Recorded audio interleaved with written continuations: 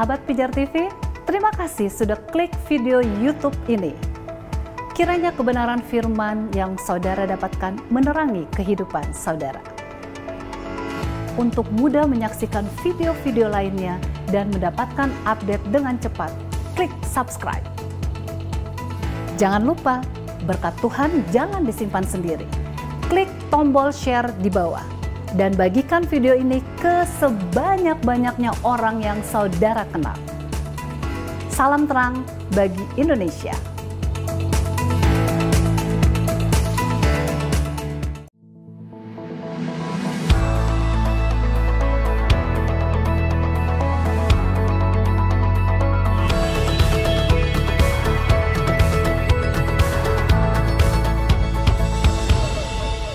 Shalom sahabat Pijar. Penguasaan diri merupakan salah satu buah dari roh yang tertulis di dalam Galatia 5 ayat 22 dan 23. Nah, apa yang dimaksud dengan penguasaan diri dalam konteks ini? Salah satunya adalah mengendalikan kemarahan. Orang yang menguasai diri adalah orang yang tahu kapan dia marah, bagaimana cara marahnya, dan kepada siapa dia harus marah. Karena banyak orang nggak ngerti kapan dia harus marah. Misalnya karena baru pulang dari kantor, terus capek, habis dimarahin lagi dari kantor sama bosnya, pulang ke rumah marah-marah. Nah itu nggak tahu waktunya. Hal-hal sepele bisa jadi membuat orang ngamuk minta ampun. Hanya gara-gara dia stres karena pekerjaan di kantor, semua orang di rumah bisa kena marah.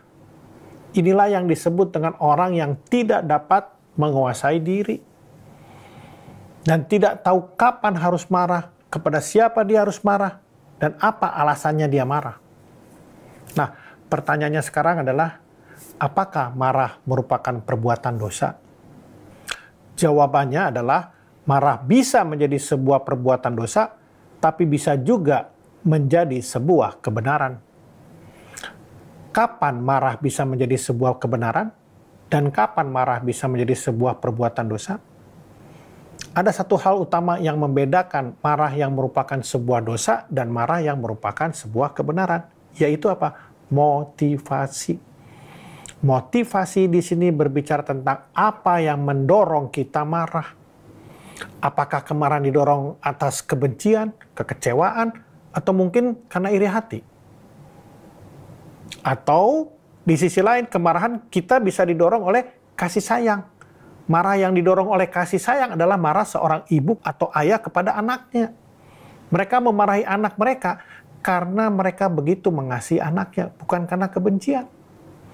Nah, coba kita lihat firman Tuhan di dalam Amsal 23 ayat 13 dan 14. Dikatakan, janganlah segan-segan mendidik anakmu. Jika engkau memukul dia dengan rotan, ia tak akan mati, malah akan selamat. Ini saya pakai terjemahan bahasa Indonesia sehari-hari. Ya. Jadi marah yang merupakan sebuah kebenaran adalah marah yang didasari oleh kasih. Orang tua marah kepada anaknya bukan didasari oleh kebencian, tetapi karena rasa sayang kepada anaknya. Lalu bagaimana dengan marah yang merupakan sebuah perbuatan dosa?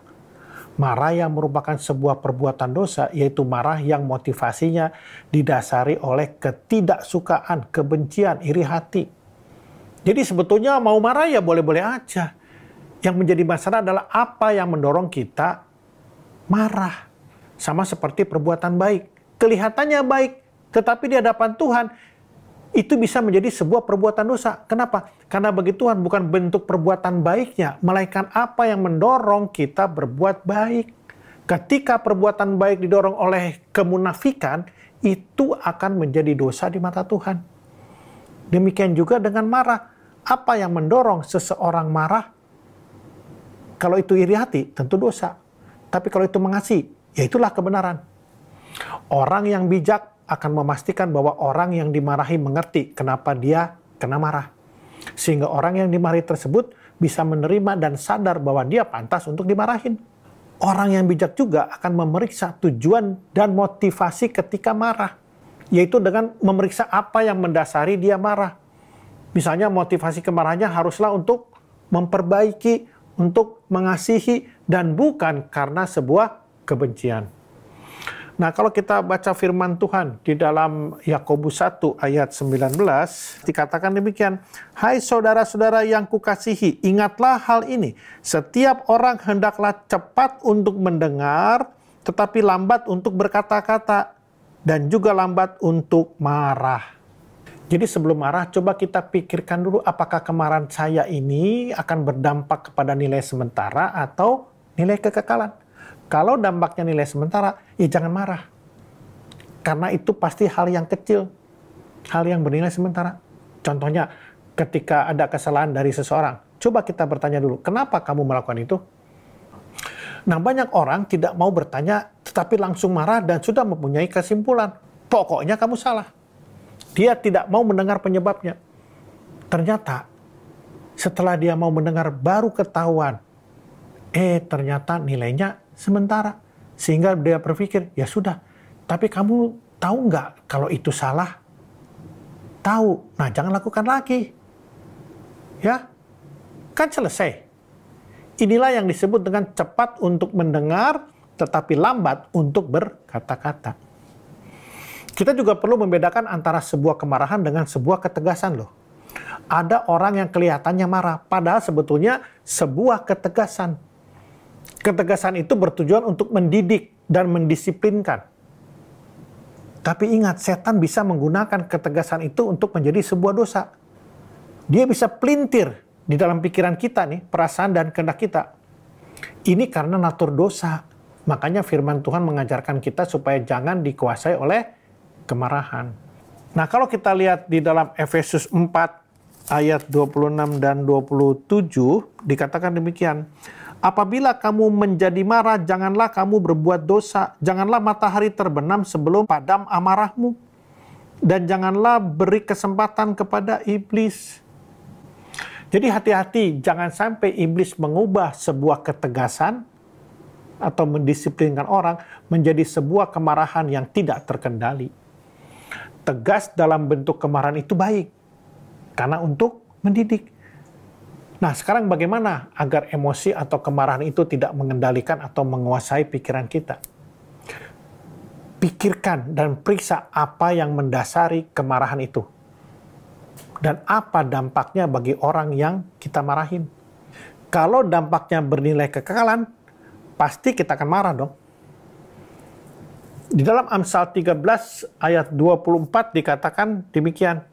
Siapa tidak menggunakan tongkat, benci kepada anaknya. Tetapi siapa mengasihi anaknya, menghajar dia pada waktunya. Nah, apa maknanya? Maknanya adalah kita harus menggunakan ketegasan untuk mendidik dan mendisiplinkan, dan itu nilainya kekekalan. Supaya anak kita tidak menyimpang dari ajaran firman Tuhan. Nah, saudara bayangkan kalau tidak ada disiplin di kantor, di keluarga, atau di militer. Nah, bentuk disiplin itu salah satunya dengan dimarahin. Jadi apakah kalau kita marah untuk mendisiplinkan itu salah? Tentu saja tidak.